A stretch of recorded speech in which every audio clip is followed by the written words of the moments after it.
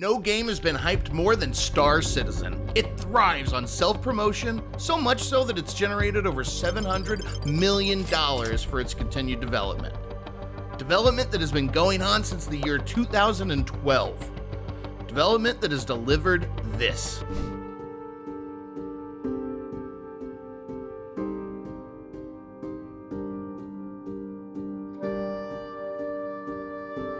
Back in the year 2012, Chris Roberts pitched Star Citizen as the ultimate space simulation game. It spans dozens of genres with a universe of features, an A-list cast, and the genius of gaming's brightest developer. But now, it's 12 years later, and the project has become so unwieldy in its scope and so lacking in its execution that players have started treating the game's never-ending development cycle as a joke. Digging into the horrendously overinflated development and the iconoclastic creator at its center has revealed accusations of mismanagement, fraud, and even attempted murder. What went wrong with Star Citizen? To unravel the Star Citizen debacle, you first need to understand its creator, Chris Roberts. At the age of 13, he sold his first game, King Kong, for the BBC Micro. And before he hit 20, he had his first bona fide hit, Wizador. He gained a reputation for being a wonderkind, and so he was hired to work with the Origin Systems in Austin, where he worked on games like Ultima V and Times of Lore. But his first true mega hit came in 1990 when he directed Wing Commander. Before Wing Commander, spaceflight sims looked like this. But Wing Commander was more like Star Wars. It had gorgeous graphics, cinematic music, tight flying mechanics, and branch missions. It was so revolutionary that it scored 6 stars out of 5 from Dragon, the official magazine for Dungeons & Dragons. Truly the greatest honor anyone can bestow. The series went on to generate over $110 million in the early 90s, over $250 million today. His next game, Strike Commander, pushed the technology even further. It utilized higher fidelity graphics and audio, including fully voiced characters. A rather poor mission. Roberts was bent on incorporating the most cutting-edge technology into his games, an ambition that would ultimately lead to the situation we find ourselves in today. Roberts directed the live-action segments of Wing Commander 3, Heart of the Tiger, which featured sci-fi mainstays like Mark Hamill and Malcolm McDowell. They may look goofy now, but this was an incredible leap in tech at the time, and the game's success convinced Roberts he was destined for more. Strangled by the corporate structure imposed after Origin was acquired by Behemoth Electronic Arts, Roberts left Origin in 1996 to form Digital Anvil with his brother Aaron and filmmaker Robert Rodriguez, director of hits like From Dusk Till Dawn and the greatest movie of all time, Spy Kids. Digital Anvil promised to be the link between movies and gaming with a smaller, more agile team. Digital Anvil cemented a publishing deal with Microsoft, and Roberts finally had the freedom to do more Wing Commander. He was the first game director ever to make the jump to Hollywood, and few others have done it since, perhaps for good reason. When Roberts directed the 1999 big screen adaptation of Wing Commander, starring then-hot Freddie Prinze Jr. and Matthew Lillard, it was an unmitigated disaster, earning just $11.6 million on its $25 million budget. Prinze Jr. reminisced, "I can't watch one scene of that movie. It's the simplest story in the world. I read the script and loved it. We went on location and they said, here's the new script. It was a piece of shit." The movie was Roberts' first real defeat, and it seemed to warp his perspective. He blamed the movie's failure on its rushed schedule. It had to be out in 6 months instead of 12, so it wouldn't compete with Star Wars Episode 1. Ironically, The Phantom Menace helped boost Wing Commander's box office by attaching its trailer to the movie, with the warning that no refunds would be issued to those who came just for a glimpse at pod racing and naked C-3PO. Roberts lucked into an inflated revenue with a failed project. From then on, he would learn to engineer his own luck. Microsoft bought out Digital Anvil outright in 2003, and Roberts left to form Ascendant Pictures. It was here, at a brand new production company, that a Roberts-run company found a way into a lot of money in questionable ways. Ascendant used a loophole in German tax law to finance several bad movies and arguably 1 or 2 pretty good ones. Behind the scenes, the fund's manager, Andreas Schmidt, courted investors into funding legitimate German art films like Who's Your Caddy and Lucky Number 11. But 80% of their money sat in bank accounts to secure loans and accrue interest. so investors couldn't actually write it off on their taxes. Schmidt went to jail for fraud, while Roberts walked away scot-free. Once again, Chris Roberts was set adrift in space. But when he was at his lowest, he could embark on his most ambitious project yet, Star Citizen, the ultimate iteration of his childhood dream. So the idea of it is you serve a campaign, you fly missions, it's branching just like Wing Commander was, and you have exactly that Wing Commander experience with the added bonus of some multiplayer and your friends be able to sort of co-op play with you as wingmen when you fly your missions. But when you finish your tour of duty, you muster out and you're in the wide universe, and then it's open world. You can go where you want, do what you want, choose who you want to be. Roberts teamed up with Ortwin Freyermuth from Ascendant, as well as marketing manager Sandy Gardner to form Cloud Imperium Games. AAA game budgets are absurdly high. In 2024, the average costs between $100 and $150 million to develop. Star Citizen's website has a counter that just passed the $700 million mark, a truly sickening number. It's over 3 times the budget of Red Dead Redemption 2, one of the most expensive, polished games ever, and it grows higher every day, with very little to show for it. Part of the reason is that Star Citizen is crowdfunded. Literally, it ran on Kickstarter, raised over $6 million, and then proceeded to raise over 100 times that amount over the next 12 years by selling the idea of the game and letting users play modules of an undercooked alpha. Star Citizen was advertised as the be-all and end-all of spacefaring games.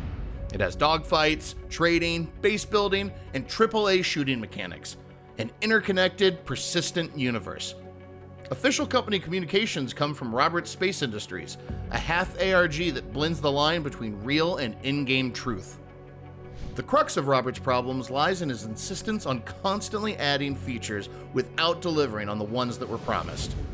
New features are introduced, and old ones are left to linger without being fleshed out. Due to its funding structure, the game has to rely on constantly promising bigger and better features. Now, this is a trust exercise. Only about half the budget goes to actual game development, whereas about 25% goes to advertising and promotions, mostly run by Sandy Gardner. And since Star Citizen does not have a traditional publisher to lock in a vision, rein in overspending, and step in when developers bite off more than they can chew, Cloud Imperium has resorted to some morally gray tactics to raise funds. Gentlemen, before you leave, can I just say something? They regularly announce in-game ships that cost real-world money. The Orion, for example, was announced in 2015 and cost $625. 9 years later, there's still no word on a release. Other ships cost over $3,000 each.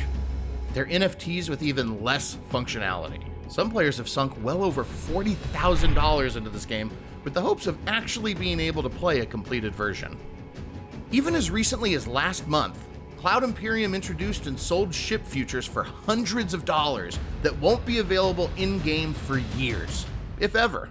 Of the $700 million budget, most has come from selling these war bonds, and another $63 million from private equity.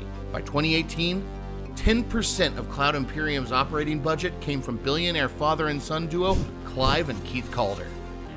The vision expanded as the money kept pouring in, and stretch goals like ships, bases, and alien races were marketing but never developed.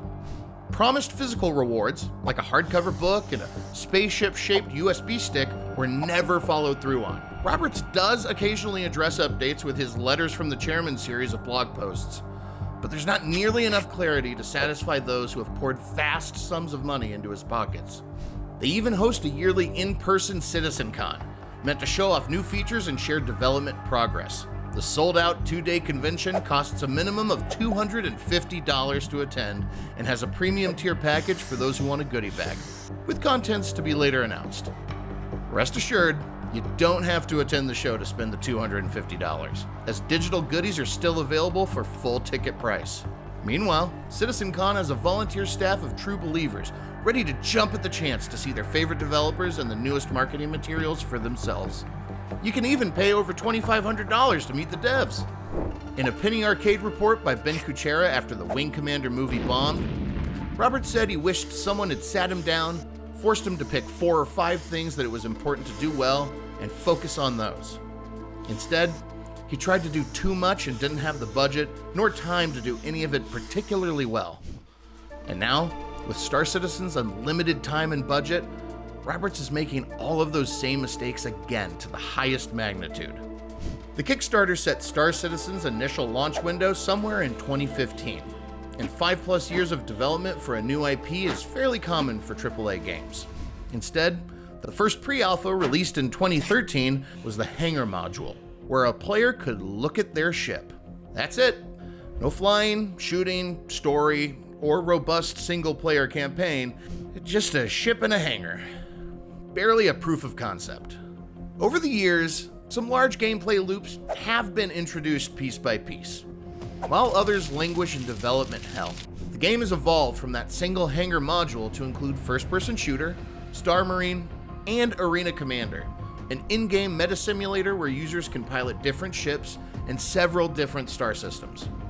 Other systems have popped up in various stages of completeness with the promise of more to come soon, but there's very little connective tissue to bring everything together, and it's worlds away from the everything space sim that was sold directly to consumers. Former Cloud Imperium employees have cited Roberts' micromanagement, reversing approvals, and borderline obsession with details as reasons for leaving. And gamers are right to expect the game to be finished at some point. Besides the unlimited open-world game, Star Citizen was marketed as having a massive cinematic standalone campaign called Squadron 42. It sports a cast that would make any Hollywood movie blush, including Mark Hamill, Gillian Anderson, and Gary Oldman. Performance capture was done at the Imaginarium, a multi-million-dollar studio in the UK run by actor and director Andy Serkis. Actors had to be flown to the soundstage, possibly for a month or more, and paid movie star rates. But Squadron 42 has also stalled, with only some periodic updates on its development. It's apparently campaign locked, but most are taking that announcement with a planet-sized grain of salt.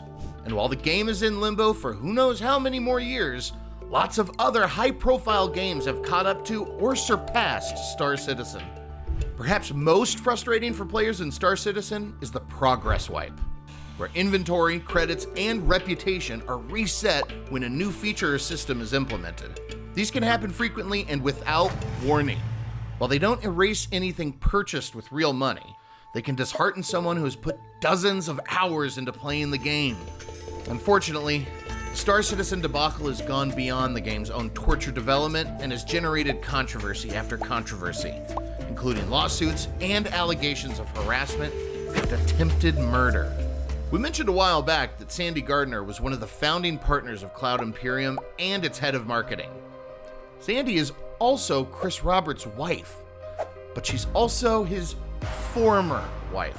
Chris Roberts has had 2 non-consecutive marriages to the same woman, and it's been messy to say the least. In 2007, while Chris Roberts was with his second wife, Madison Peterson, Gardner allegedly stalked Peterson and her daughter and broke into their house.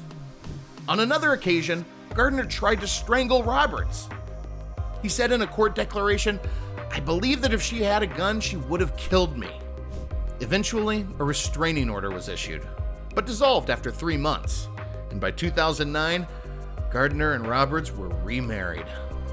Currently, Gardner and Roberts have a selective memory regarding the incidents. But not everyone is forgotten. Derek Smart is a game developer who created Battlecruiser 3000 AD, a space combat sim meant to rival the original Wing Commander series. It was a buggy, unstable mess on release and came with a laundry list of its own controversies. Smart was among the first to remark on Star Citizen's lack of feasibility in its early stages. Despite backing the project himself, Smart was widely derided by Star Citizen's die-hard fans, who labeled him a vicious hater and a hack working in bad faith. Smart has dedicated numerous blog posts, tweets, articles, and podcast interviews to trashing the project's management and what he saw as an embezzlement scheme.